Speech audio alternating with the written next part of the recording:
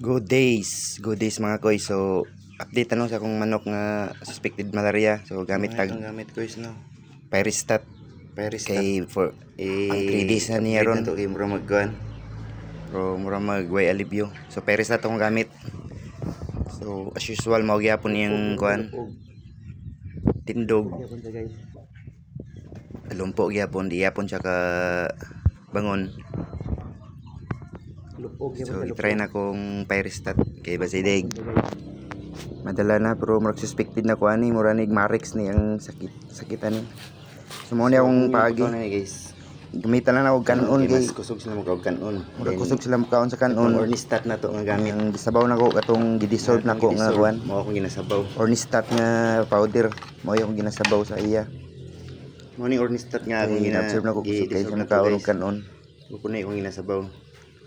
Gamitan na ko kanon kay so pang 3 days na niya ron. Mas kusog sila makaon sa kanon. Wala siya problema sa kaon mga koys. Kusog kay siya makaon. Tindog na siya kadali. Ano ba? Ito Pyristat niya murag paano siya? Still yapon. Pyristat. May Pyristat ang gamit. So, try na ko yung Pyristat. Minaw na ko ni dili ni malaria ni mura ni Marix ni yung sakit ani. Tindog man siya oh. Okay naman siya. Man siya mo na ning kanon nga akong gibahogan og Ornistat nga powder kung gidissolve na ko mo akong gibahog diri sa sabaw. Active gyapon kay siya makaon.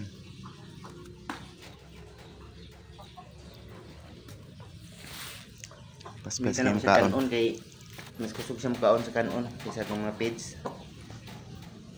So katong may mga sabaw atong tubig expert na po dira sa may akong ginatubig siya. Tambal ba parte sa disease sa manok. Kasi comment mo kung sa joy maayo aning tambal aning kung manok ko mo man yang ko ano. So wa siya problema sa kaon. Na ko ani siya. Marix ni. Ano hindi siya kabarog. Marix niya eksperimento ang nagtambal ni. Patumaran ako siya og Pyristat. May tambal na ikubit pa man lang siguro ang kanon akong gamit. Nakakuha na ng Marix. Ang tubig nga gidissolve na ko ang kuan Ornistat food mo yung ginasabaw.